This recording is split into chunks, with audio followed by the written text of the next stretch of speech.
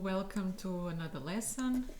So this lesson is lesson number 5, which has the title The Natural Body and the Disciplined Body. So in this lesson we will discuss Immanuel Kant's proposal of the brain's own physiology as responsible for aesthetic appreciation. The focus of the notion of body shifts from the countryside to the city. The positivist notion of bodies as ill-functioning machines that need to be corrected emerges. Neurologist Charcôt addresses emotions as a scientific problem. Muybridge and Darwin use new technology to study movement as an expression of emotions. Embodied architecture shifts from the National Library to the Penitentiary. The beginning of the 19th century would bring the dawn of industrial revolution, important political changes, the rapid growth of cities, the increase of disease, and the general feeling of the speed of time. Progress brought work, and heavy machinery such as steamboats and trains were speeding the communications between cities and countries. Steam engines also allowed intercontinental traveling, and many Europeans made their adventures to start a new life in America. The countryside was progressively abandoned in favor of the promises of work and fun in the city life, and the body wasn't any more restricted to its closest vicinity. The countryside body was used to famine, hard labor, and manual work, but also to fresh air and the sights of nature. Now it had to adapt to other uses in the cities, as operating machines became the most current substitute for manual crafts. The city body was a different body, and subject to the exposure of a lot of pathogens and in many senses very poor quality of life. Children worked side to side with adults and were most of the time subject to physical exploitation, either from their families or from their employers. Many of these migrants were sometimes jobless, isolated and homeless, which led to heavy alcohol consumption, poor health, and many times crime. As a reaction to these social problems, the 19th century saw the birth of Positivism, a philosophical approach to science that defended that there is only truth in scientific knowledge and empirical evidence is only the data received from the senses which can be verified. This was also the time for the foundation of social research, which was meant to replace metaphysics for scientific method, meaning theory and observation instead of philosophical speculation. Similarly, just before we continue, please take a look at figures 5.1 and 5.2, where we have some images showing workers operating in a factory. So in this case, as you can see, a young woman working with the machines. Of course, manual labor was progressively replaced by the use of industrial machinery, and many people were working in cities, they were working in factories. But of course, these machines being in comparison with some of the technology, for example, we now have, were not really completely autonomous, so they relied a lot on workers and on a certain degree of manual work to keep them working, to change the gears and so on. So it was still, of course, it wasn't manual work, but it was still a very human process. And as we will see afterwards, this also had consequences on the body, because due to mechanization, many of these tasks of the workers of the factory were extremely repetitive, very strenuous for the human body, and the human body does not deal well with this level of repetition. So this also led to the appearance of physical problems that came as a consequence of having to work with such machinery. So in figure 5.2, for example, you see here, also in a factory context, this kind of paternalist figure, who was probably the manager of the factory, supervising a group of children who were working there for probably very little money, or perhaps just a shelter in the evening. So now we continue. So similarly, and as a consequence of the increase of crime, forensic pathology was also a growing tool for investigation.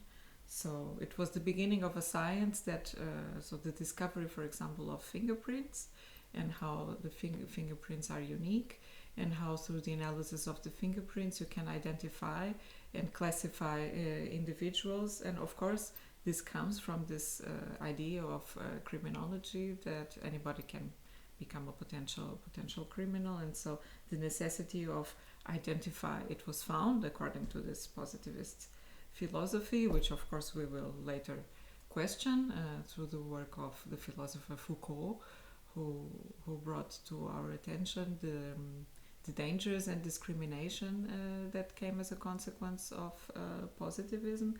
But at the time it was supported by science, and it was used as a means of social control. So the positivist philosophy implied that society must be run according to rules, which implied the importance of discipline, especially after some criminal acts were done. Just like in medicine at the time, where positivist had its first impact, social difficulties were addressed as a disease, as social disease, and therefore its cause had to be known, and then the appropriate cure should be administered as strong as possible to eradicate any source of evil and prevent it from recurrence.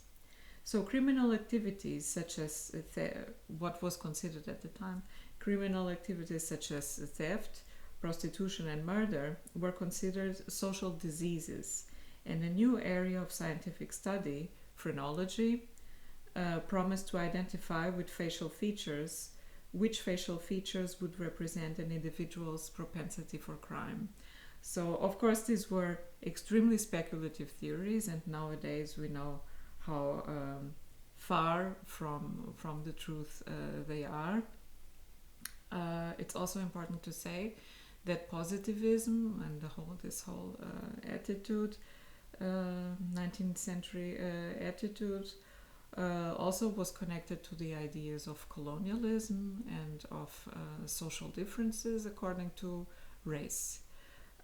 So many of these theories of positivism, besides being highly discriminatory of class and gender and race, they also made this very superficial distinctions between and assumptions between the different level of intelligence, for example, depending on the race one would come from, and so on, and also theories regarding the brain and how the brain was organized, and how by the organization of the brain we could tell who would have the propensity for becoming a potential criminal. So also this, besides the idea of social control, also an obsession with health, and that came as a consequence of course, the decline in well-being in the cities. So this obsession with the healthy body, and the body is seen as something that has to be subjected to control. Here we have, please take a look at figures 5.3 and 5.4. I just want to make a little caution that nowadays, because of the reinterest in the brain, and there is a kind of, especially in the last 10 years, a kind of nostalgia on the 19th century and Victorian illustrations and so, and of course they have aesthetic qualities, but one has to know what they mean. So for example, here we have a phrenology diagram, figure 5.3, where the brain is presented as divided in these very specific compartmentalized areas which would be responsible for self-perfecting, moral, perceivers, reflectors,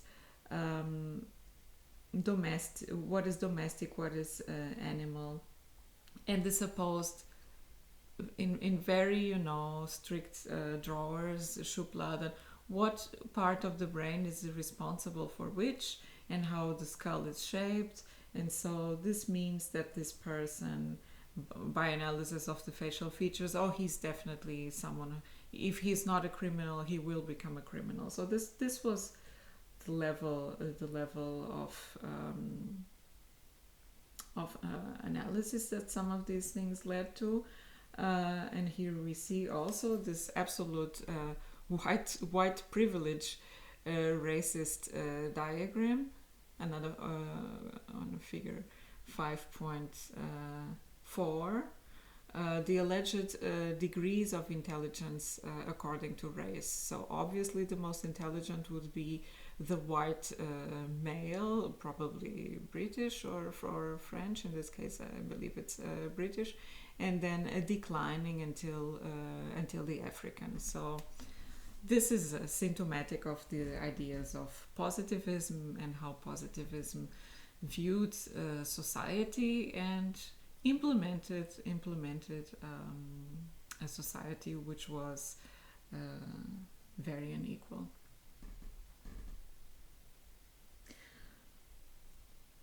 So the positive, we spoke about the rules and the alleged propensity for crime. Nowadays, this phrenology, it was called, this study of the brain and of the facial features as indicators of propensity for crime.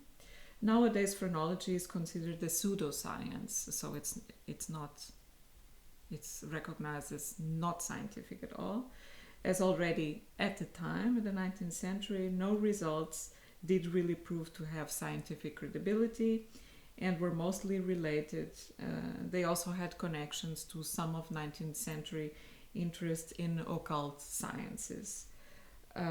So phrenology was trying to solve the problem of the brain, body and mind, which of course was still an important subject of investigation, which would have to wait for the advances in neuroscience to affirm more solid ground.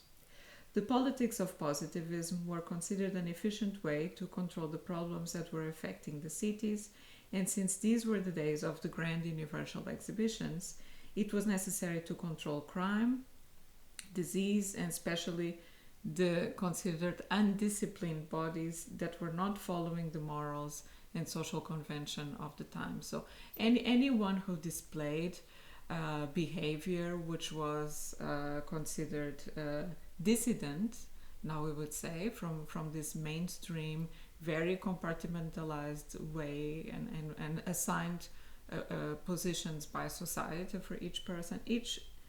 Anyone who would not fit into this model of society would be considered a potential criminal. So England's, and here you have, because we speak about the universal exhibitions, please take a look at figure 5.5. This is the picture from the Crystal Palace from 1851. Crystal Palace building by Sir Joseph Paxton, and it is the typology, one of the typologies that I chose here to represent this kind of new building. You will also have in Moodle information about this building. So you see it has a little bit this greenhouse. It was a very innovative building because of the use of steel and the use of glass.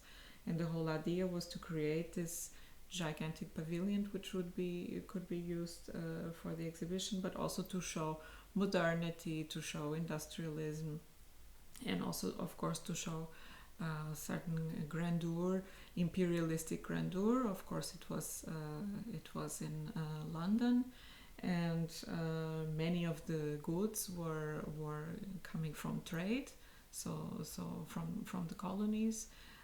So not only local industry, but also products which were being imported and exported. So the whole idea was to promote British culture and British design, and to, of course, affirm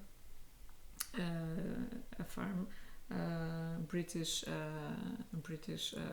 status as the most culturally advanced, technologically advanced, and aesthetically sophisticated.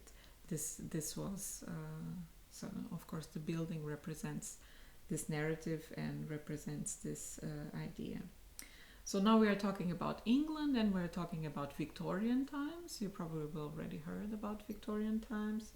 You can make a reference to references to steampunk culture. Of course, steampunk culture is a fantastical universe, but it picks up some of this of these glamorous ideas on the 19th century with the invention of machines. And also the whole aesthetics of attire, with the ladies wearing corsets and the gentlemen also very tight outfits. So the whole idea of Victorian culture was very based on morality. It was very important to act very correctly, to know the protocols of society, how things work, and to follow these rules.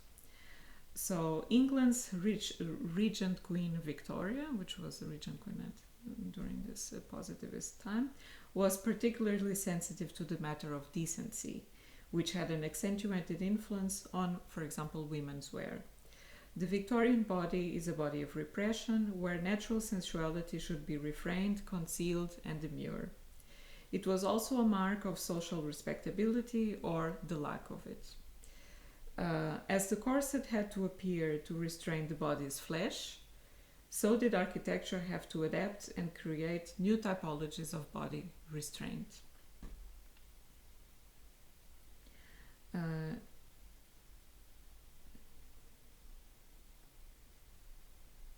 So for example, please take a look at figures 5.6, 5.7 and 5.8, where you have, as I mentioned before, a few representations of Victorian attire for women and for men. And you can see that obviously the man had some advantage in this wear, which was also a little bit strict, but it allowed more freedom of movement, but also this use of the cane and use of the top hat, and the cane a little bit like this instrument that can be used to discipline or support, so very strict object. And in the ladies' wear, of course, the corset, which was meant to keep a frame very tight. There were many women who had experienced severe health problems due to the use of these corsets, because they could not breathe fully and they kept the body under tension. But there were pseudoscientific theories that sold and promoted the use of the corset as something that gives structure to the body, that allows the figure to support itself better, while actually, instead of supporting the body, it was destroying the body's capacity of supporting itself. In figure 5.9, you have an image of the first machines for physical training. So now we recognize them as the archetypes before the gym machines. These were the first gym machines, because exercise was already seen and prescribed as something that one should do, a kind of moral, physical obligation to keep the body in shape. So physical training and this kind of routines which were made to condition the body, to shape the body. Very specific programs, mostly a little bit also with this mechanistic attitude of training by repetition, very focused on each muscle group and so on. And these were the prototypes for the gym machines we use nowadays, and many systems of corporeal training. It was also the beginning and the appearance of physiotherapy as a discipline, so exercise, but also massage and other sorts of techniques which were used to keep the body fit and to keep the body healthy. So we are still talking about the 19th century, and in the last lesson we also talked about the dilettanti, and we talked about the reinterest in classical culture. So there was also a revival. We also spoke about Romanticism. So it was a revival and a reinterest in these cultures. And in architecture, this was expressed through the appearance of a new kind of style, which was called Historicism. And Historicism was exactly picking up these old traditions of design and building and reincorporating these elements with new technology, with the use of new technology and new materials for building. So the newfound interests in classical culture also reintroduced the Greco-Roman habits of collective bathing, or the appearance of the spa, as a means for keeping the mind and body clean and healthy. This was also introduced thanks to the influence of many of the dilettanti, who brought back descriptions of how, for example, Arabian countries kept the custom of bathing and massage as a healthcare routine. So this didn't really exist in Europe, and so this trend, although of course it happened in ancient Rome with the thermae, with the baths, but for centuries this tradition was lost. And then in the 19th century there was again this resurgence, this interest, and so the thermae or the spa appeared as a typology, and it was connected to this idea of hygiene and of keeping the body healthy, and also as a means to socialize with others. So inspired by these influences, Positivism brought architectural typologies and facilities such as the spa, the hospital, the sanatorium, but also the penitentiary, the orphanage, the asylum, and the boarding school, places which were meant to educate and correct malfunctioning bodies, and in some cases to keep them out of sight. So many of these typologies we still recognize that exist nowadays, but of course at the time, for example, the hospital and the sanatorium, they were treated not like nowadays, for example in Germany, where the relationship between patient and doctor, it's something that happens on the same eye level. The doctor is someone who advises you, who helps you with your health. And at the time, the appearance of the hospital and the sanatorium, it was very connected to this idea of hierarchy and also of authority. So the people who worked at the hospital had a good degree of authority over the patients, and the patients were coerced to feel that it was their moral obligation to get healthy. In many cases, for example, in the history of psychiatry and of the sanatorium, there weren't still very humane ways of dealing with people with mental illnesses, for example. And so some of these sanatorium as typologies really had, and the architecture expressed this, really had, they were designed as a kind of panopticum. Panopticum is a circular typology with one observation point where the agent or the person who is in control is able to supervise and observe and control everything that happens. So this kind of typology existed, and in this case is often people who had some kind of mental illnesses were really locked and living in these places without any personal freedom or personal rights. Also, the boarding school, for example, was also made as an institution, and the orphanage. So these two kind of institutions, of course, the boarding school for education. So children in the boarding school had no contact with their families. They were just under the authority of their teachers or their tutors, and so these schools were also often self-enclosed buildings with very little connection to the city, and so in many ways these typologies had a little bit this character of discipline and of working like almost like a prison. In the case of the orphanage worked also as containers for the children who had no parents, and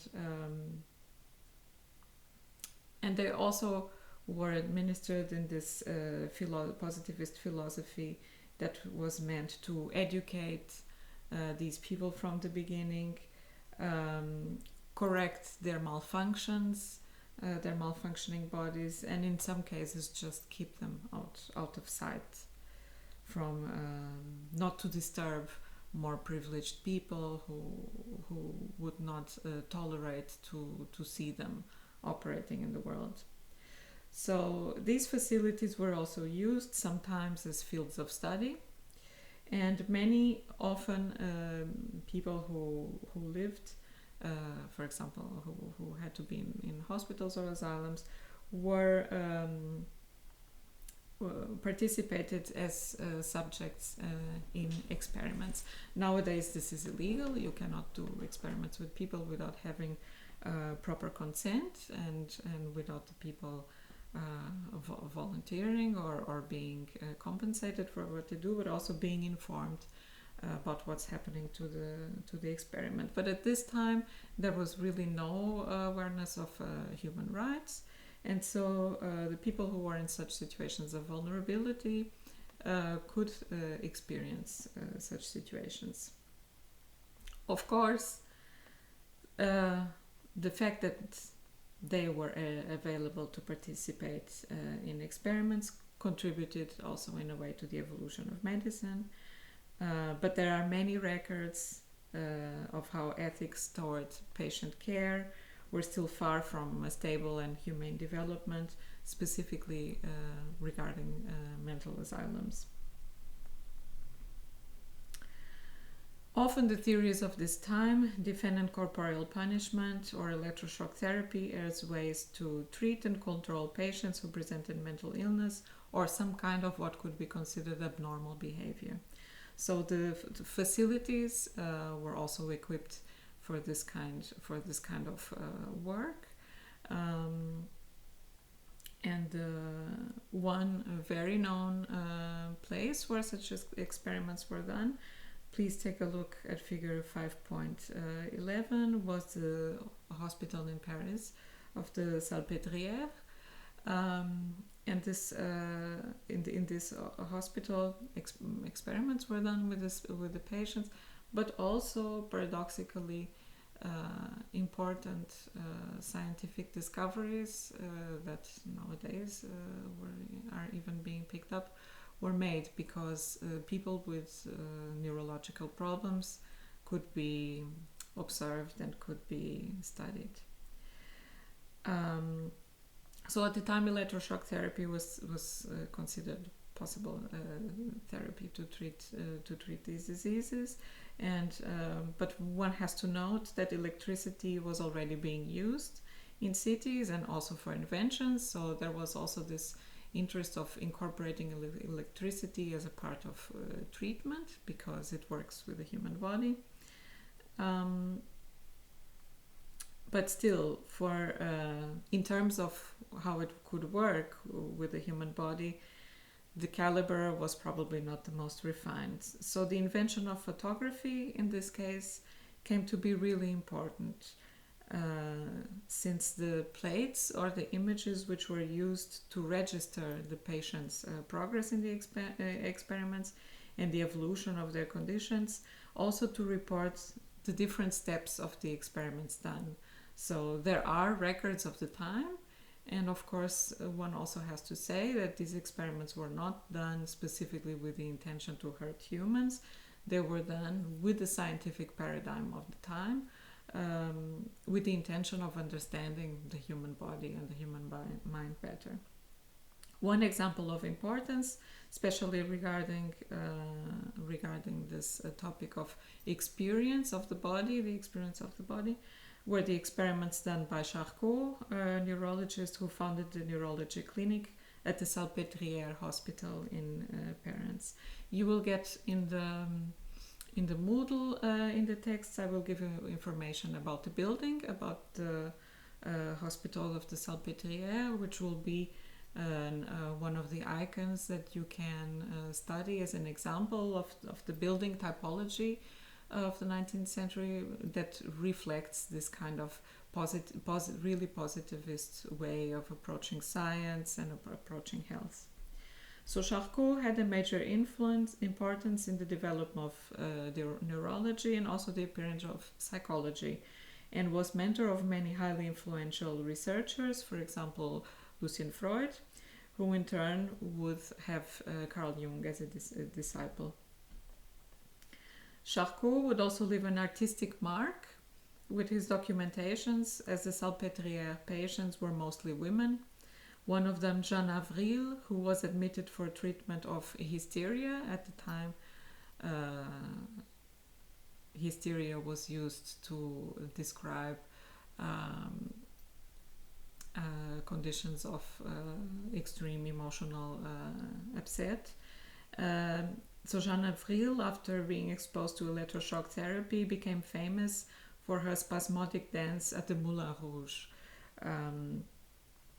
Strangely, the Salpêtrière muses have also influenced novels and films, especially as their treatments consisted also of experiments with hypnosis or mesmerizing techniques, which can also be seen by many people as charlatanism, magical hocus pocus, and sometimes for entertainment. So please take a look at figures 5.12, 5.13, 5.14, 5.15 and 5.16. These are the plates from Charcot.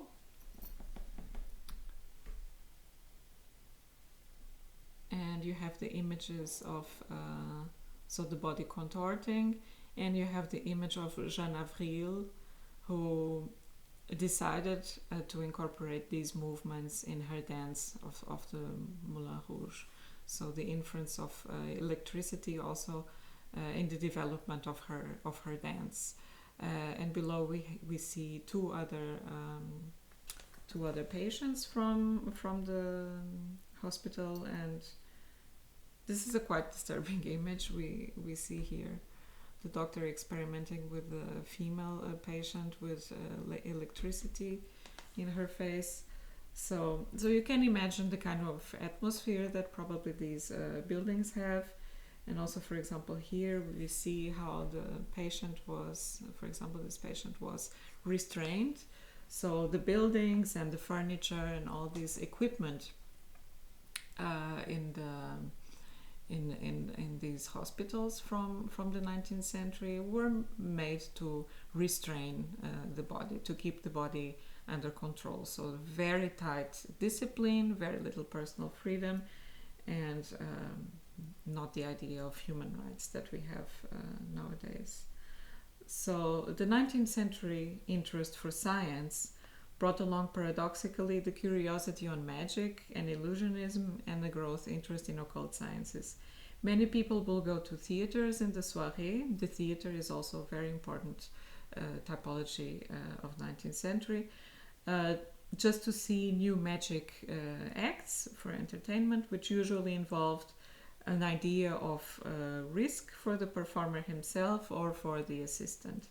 The most complex of these tricks were created with special machines, so done by engineers, or gadgets, and the engineer, this new profession, which really became of big importance in the 19th century. The public became more and more curious about the invisible or experiential aspects of the body and demanded empirical proof instead of metaphysical exploration. The greatest magician of all time in these terms was Harry Houdini, who became extremely famous. And Harry Houdini picked up the narrative of positivism for his magic shows.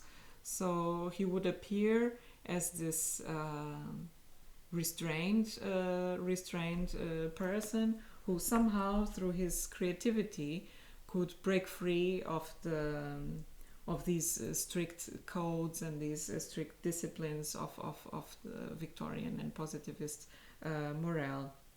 So of course people they had this they wanted to follow this sensation, these shows, but they were also interested in projecting their own feeling of breaking free from all these restraints, and that was probably one of the reasons that made Harry Houdini become so famous, because he was the hero who, no matter how restricted he was, he could find ways to, through his skill, bodily skill and creativity, to break free from these constraints.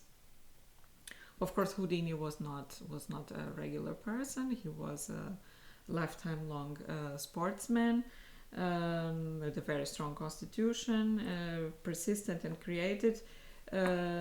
Also a yoga practitioner. Houdini engineered, constructed and performed his settings and escape tricks himself, most of them based on real danger and not illusion. So of course there was some level of control and illusion of what the public would see in these staged performances, but the risk was real. So Houdini was also interested in exploring the limits of his own body and how far he could go with his show. So having worked for a while for the movie industry as a stuntman, Houdini adventured himself in the field of escapism, challenging his own limits with each escape. Houdini's physics were of course very impressive, and posters representing his superhuman abilities had broad circulation, influencing also the masculine ideals of the time. Houdini's tricks were also cleverly calculated, as he used the positivist narrative and symbols of the time, like chains, cuffs, straitjackets and cells, to make the audience dream about a hero who can have no limits. One must also note that the 19th century taste was from the beginning marked by Romanticism, the interest for grime or creepy stories, and a culture of escapism which was specially explored through German painting. Houdini was Hungarian born and obviously exposed to this influence and interest in the dark. So again we pick up now why are we talking about Houdini? We talk about Houdini because of the notion of the sublime and also of danger, and also because the 19th century, now you're probably thinking, what does this have to do? We went through all this social context. What does this have to do with architecture? Of course, the architecture of the time, it wasn't only these very strict discipline-inducing buildings of positivism. It was also the birth of this culture of sensationalism. So the entertainment industry was really, really booming with theaters, musical shows, and of course the appearance of the theme park and of the carnival. So all these entertainment things that at the time that appeared as a reaction from the positivist discipline, something which was also, you probably already heard about, freak shows and traveling circus. And of course, these were very exploitative settings. But there were also some kind of typology, exploitative in the way that the people who ran these shows took advantage of people who were not accepted by these very strong codes of society, and so they didn't have a place and an opportunity to make money to support their living, because either they did not have the physical constitution to be able to work in a factory, or they did not fit the physical ideal of the time, or they had features either because they came from another culture, or they had some kind of asymmetry. It could be as simple as that in their face, and so on. And so these people were considered outsiders of society, and often they were absorbed by collectives such as these freak shows, and so they worked in also under very hard conditions. They worked in entertainment, and this entertainment industry was fueled by the people's need to somehow escape this strong morale of the time, but also the interest for what we mentioned in the lesson before, the interest in the sublime, in the things which can be disturbing and even violent and creepy. So it was also the appearance of the crime novel that people could read about this murder and science. And at the time, already, for example, the Jack the Ripper was his murders. They were widely published, and people were very interested in what was happening. So it was also one aspect of the time. And of course, what does this have to do with architecture? New architectural typologies also appeared to follow this interest in sensation, that the buildings and the typologies itself should adapt to this growing interest in going out and experiencing the strong sensations in the city, and seeing a show, for example. Of course, this was also the beginning of cinema, so the movie theater also appeared as a consequence of the theater as a theater play, and as a musical.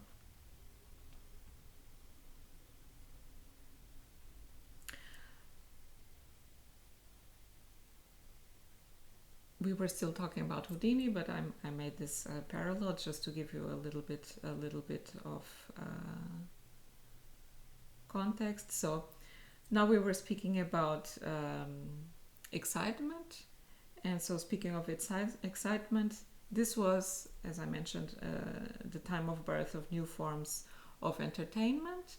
And for this, you will get in the reader, so you can see a little bit more about these typologies. So the new typologies which followed this culture of entertainment were the theme parks, the diorama, and the diorama was a building which was done as a kind of, we would call it nowadays, super immersive theater with a mural, or all the walls covered with a scene. And the whole idea was that the people experiencing the diorama would be almost inside a painting with a landscape or a scene, and they would be overtaken by the sensation of this scene. It was still not a moving image. They were painted images, and often they had also stuffed animals and other elements that added to the reality of the scene. Of course, most of these scenes they were staged as in a theater play. So this was, for interior design, very interesting to see how the space, how this interior space could create a scene that would make this kind of emotional, psychological synchronism, and also transport the visitor to another world. So please take a look at figure 5.19, where we have cross-section of Robert Parker's two-level panorama at Leicester Square. And you can see in the image that one could even visit it on different levels by using stairs, and so being completely immersed in these scenes. Of course, these scenes were done, they had specific narratives, and the 19th century also brought the appearance of the zoo with exotic animals which were brought from other countries, and so people would go and visit these typologies to learn about the world. So it was also, there were the museums and also dioramas and panoramas. They were showing scenes from, for example, another culture, so you could visit a diorama or a panorama and have the experience of being in Africa. How does it feel to be in the savannah? And so there would be a mural and a painting, large scale, that you could be completely overtaken by this mood of being in the savannah. With stuffed animals to give an impression of how this experience would be. Such spaces and buildings were found in the great big European cities such as London and Paris, signing their political and economical significance as highly modern, and also in America. It was especially in the United States, in the area of Coney Island, that it was possible to enjoy hours of tours through these fantastic worlds where carousels were dwelling next to circus acts, theater performances, palm reading, caged wild animals, bearded women, and of course also other sorts of entertainment. These were the places for the curious and eager for sensation and entertainment crowds who would visit to enjoy these intense experiences as a counterbalance for the restraint and the toughness of life in the big cities. It was the beginnings of the entertainment industry, which a few decades later would make its major success in another immersive new medium, cinema. At the time, cinema was appearing, but it was still highly experimental, and later there would really be this resurgence of this appearance of the movie theater as a building typology in itself. So here you can see, for example, in figures 5.20 and 5.21. This is a poster from Coney Island, where you can see this ideal of visiting Coney Island and seeing the elephant, being in the city, touring in the city with a bicycle. The bicycle was also one of the vehicles at the time that you would use a bicycle to circulate at bigger speed. And also, of course, here the Wonder Wheel, which is a typology that we still use. I have to say, as a personal note, that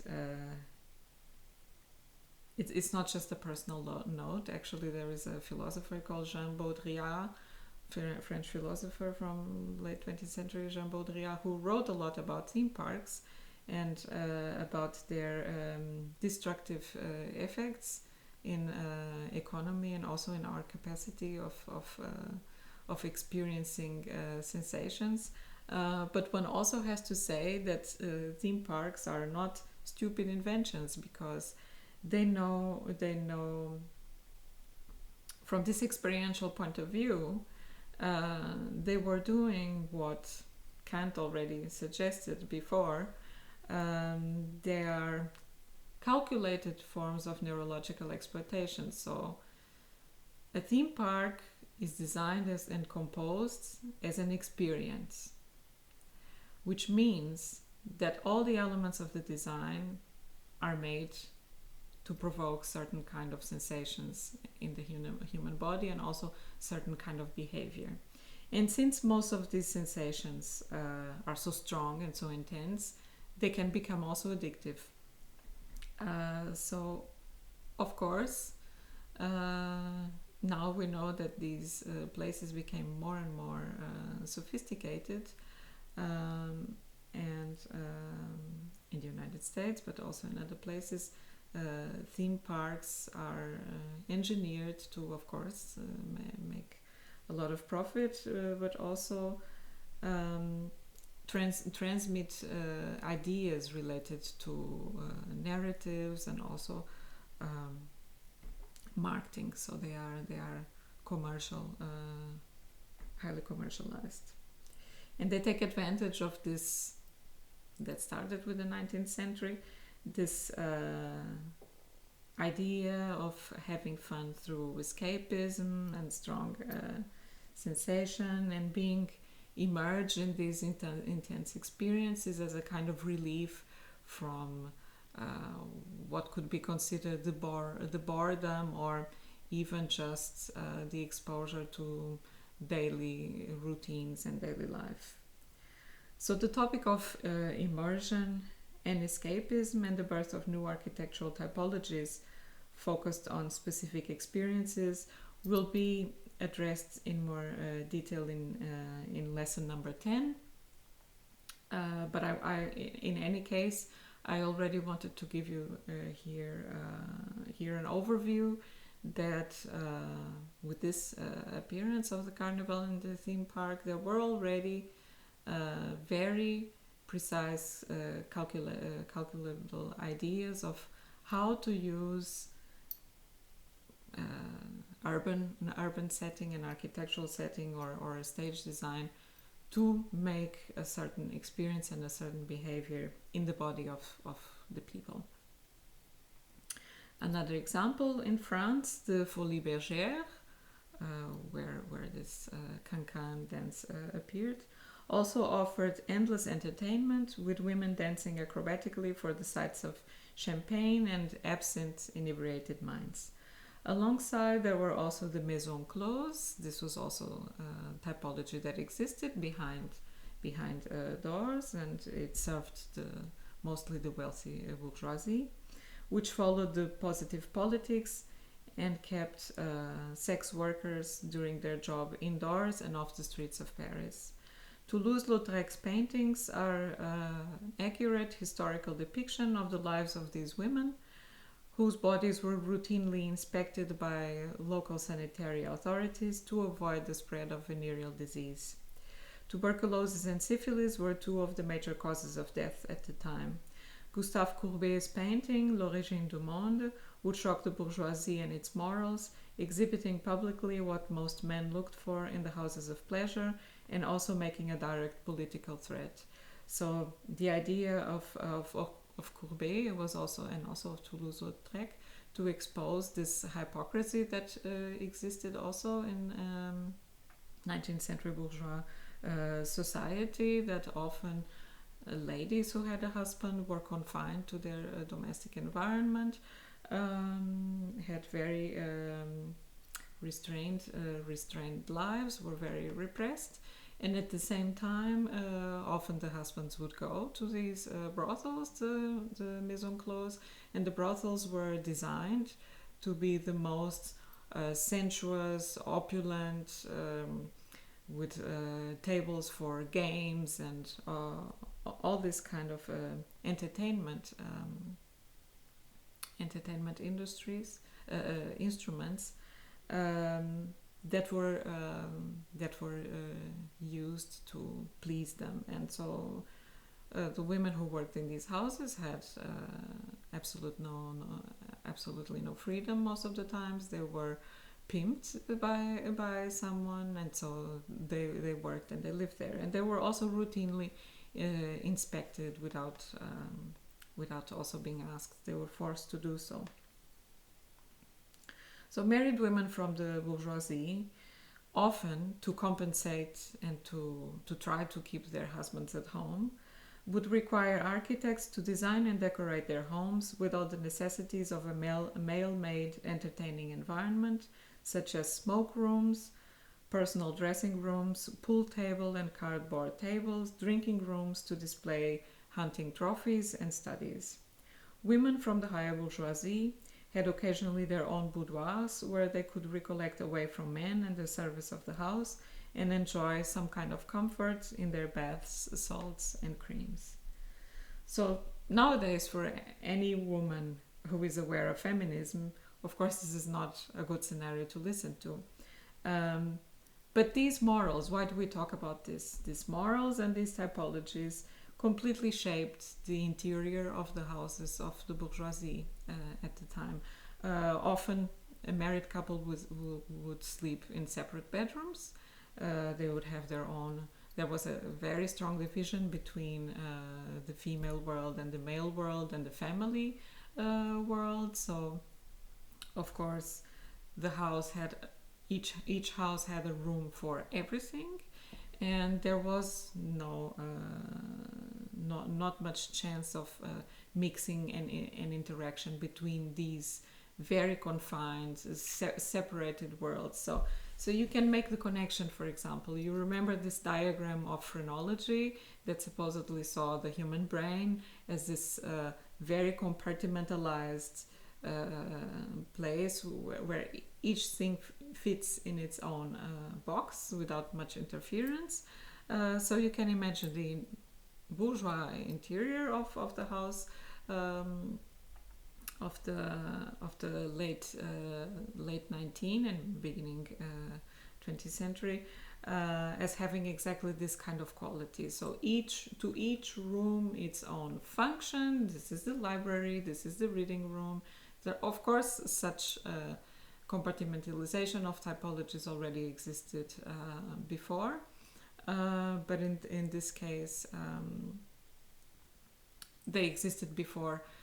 For example, in the context of palaces, of course, in Versailles or in a castle, you would have such interiors. But also now in the bourgeois interior, you would have this expression. Also because for a bourgeois family, the patriarch was supposed to represent and receive his friends and display his power and influence in the world and also in the house. And of course, the wife or the house lady was supposed to show and present herself as this role model of virtue and organization and hospitality. So what later you would call in Germany this Biedermeier attitude. So many ladies of the Belle Epoque, for this reason, were mostly confined to their domestic environment, where lives of boredom, jealousy, and sexual repression would lead them to diagnosed hysteria and eventually sometime a holiday, a forced holiday in a spa or even in a sanatorium. But also, this was the time that some intellectuals would become the first suffragists, so the first women who would fight for female emancipation, fighting for women's equal rights and emancipation from this patriarchal lifestyle. So please take a look at figures 5.24 and 5.25, where you have these two extreme examples. This is the painting from Whistler's mother. So this Victorian old lady sitting in the corner, not really communicating with anyone. And the first, an image with an example of the first suffragists who were fighting for women's rights.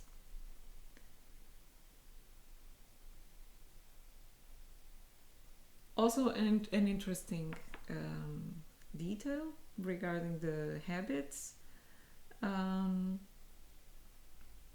Of course, as we mentioned before, as a typology, the spa and this taking care of the body as means to make oneself feel good was very important. So also the idea of going to a sanatorium, going to a place to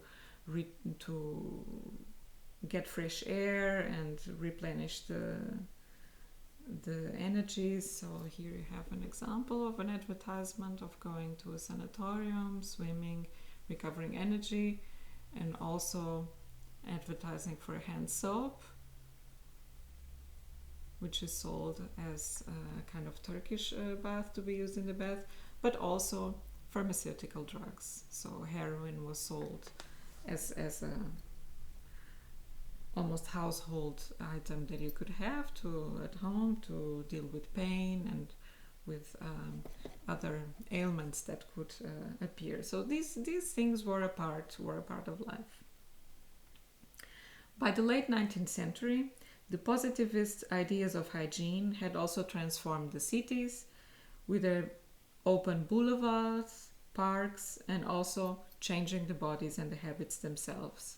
So big cities like Paris, London, Vienna, Barcelona, and Chicago were particularly influenced by this. It was necessary to adapt the cities for the proper housing and development of hygienic conditions of life. Doctors would prescribe physical exercise as a treatment, as well as contact with nature for mental rest. Magazines would bring drawings of exercising sequences for ladies to keep their shape, or molded to the taste of the times, who advised for slender and agile bodies for both men and women. Also in the fields of cosmetic and pharmacy, the demand for healthcare products grew, and salesmen would travel selling machines engineered for sport, body conditioning, and even supports for education. Scientific interest in the human body in movement grew particularly as it was possible to use photography to register sequences of the body in time. In this regard, Edward Muybridge and Etienne Marey were the most important pioneers, as well as Charles Darwin, who would also contribute with the publication of his Origins of the Species in 1859 and with the expression of emotion in men and animals, for which he collaborated with psychiatrists, photographs, and draftsmen. Darwin's evolutionary sequence also has much to do with Muybridge's studies on animal locomotion. Darwin's point was to explore with the notion that expressions or behavior may be genetically determined, that was Darwin's idea, and not necessarily acquired or learned.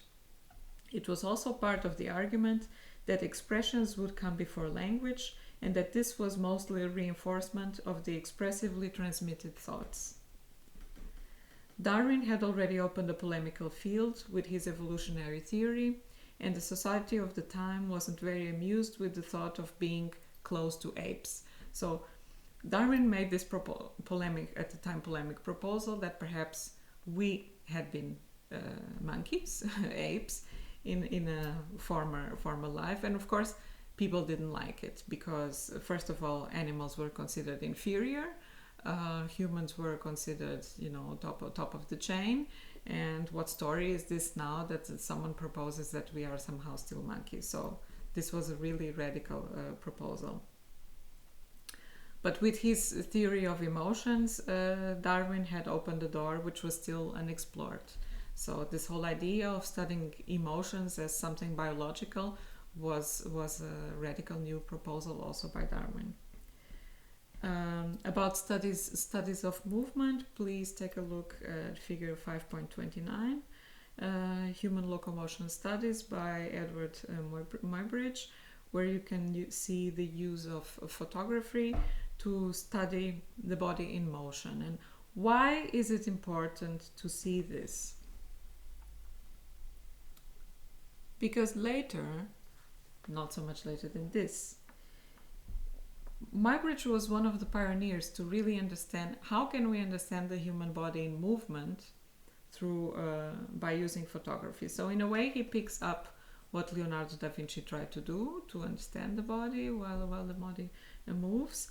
But he was also interested in how the simple elements and the simple actions of daily life, how they affect how the body moves. And of course this has a connection to architecture, especially because not much later new science would appear, ergonomics, and ergonomics was of course very interested in the human body, especially to find ways to optimize and to boost the efficiency and to increase the level of comfort and in the interaction between people, objects, rooms, buildings, cities, and so on. So to improve the use of and the design of objects. And of course, this started here, and it would change how we think about design radically. Nowadays, we will also have definitely a revolution in the field of ergonomics, because you see, for example, now with Corona, how very quickly, in a very short amount of time, we are finding new solutions of working with the body. And this is going to completely transform the way we work and also the way we live, the way our homes are arranged, even perhaps our cities. But this is just to make now these parallels. So the biological influence of emotion in thought, a question which the philosophers of the Enlightenment were unable to solve, except for Kant, who dared to transcend the borders of metaphysics, but still without empirical evidence. Darwin and some of his contemporaries like Charcot would pursue their studies and further the theories which neuroscientists, later contemporary neurosciences like Damasio and Varela, would demonstrate a century later, and to which we will dedicate our attention in lesson 10. In the meantime, scientists in Germany and Austria were working with radiation to explore if it would be possible to look into a body by using a similar method to photography. There was an increased interest for non-invasive methods, as these would allow to look inside the body while it is alive, to check the functions of the organs without the risks of infection involved in an operation. So this, of course, is the beginning of appearance of also of behavioral sciences, which observe, and psychology, which observe how the human body behaves and how it might feel by the analysis of its physical expression. And of course, this became also important for architecture, because nowadays, for example, we find design and building guidelines, and these design and building guidelines, they are made through the careful study and observation of human behavioral patterns of motion, but also on the theories. We are constantly updating and reconstructing about how the human body feels, and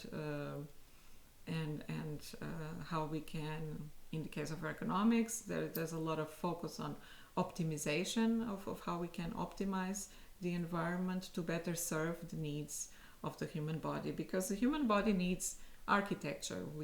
There is a philosopher, Deleuze, who writes about the human body, and in the way we have always been prosthetic.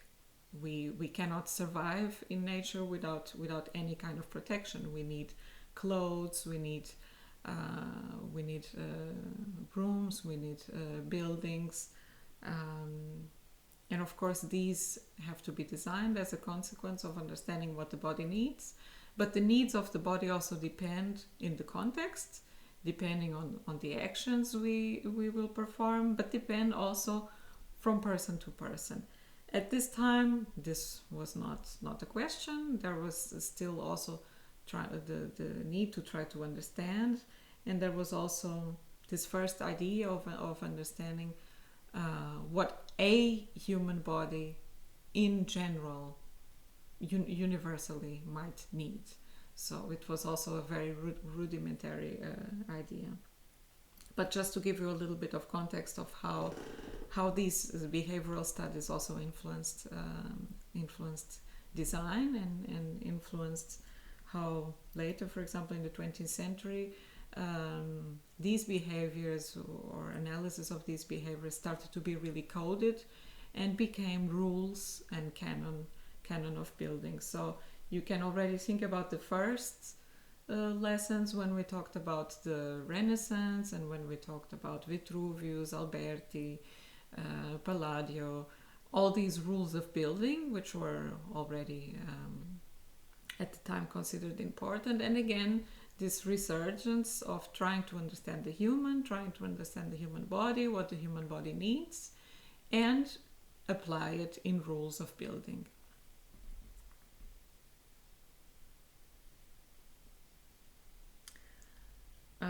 To give you a little bit more scientific context so that you can understand that also understanding the human body, not just from the outside, from observation, but also from the inside.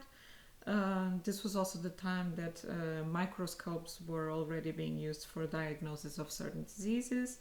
And for example, thanks to Louis Pasteur, vaccination also started to become a healthcare routine.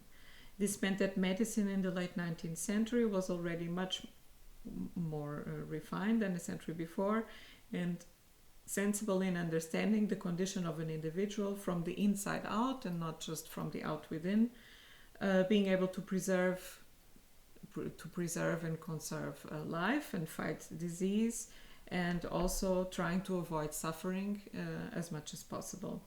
It was taken in consideration that collective health depended on the maintenance of individuals' health, but also from the conditioning and maintenance of the surrounding environment. So there was already this idea that of personal responsibility towards one's health, and also of the impact that the individual can have in the surrounding environment, and also vice versa, how the environment impacts the individual and therefore of course the community. Although not very equally, because there were strong social differences. So while the wealthy aristocracy could permanently enjoy the cares and nurtures of being in the countryside with fresh air and freedom of movement, middle and lower class who lived in cities with a lot of very dense were exposed and sharing often very unhealthy environments. Naturally, this presented challenges for architects and especially urban planners, whose work grew more in importance.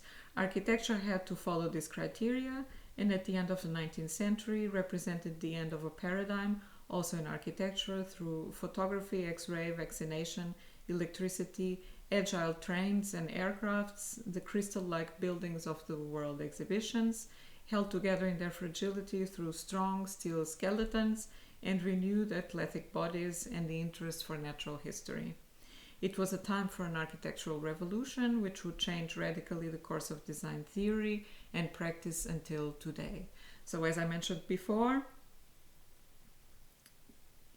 from this moment on, we stopped designing more naturally and more spontaneously, and we went back to this idea of we have to support our design through science, through knowledge, and for this also incorporating methodologies and incorporating the knowledge that comes from other sciences. In this case, the other sciences were medicine, but also, for example, anthropology, but physical education, but most of all, really, and of course, politics.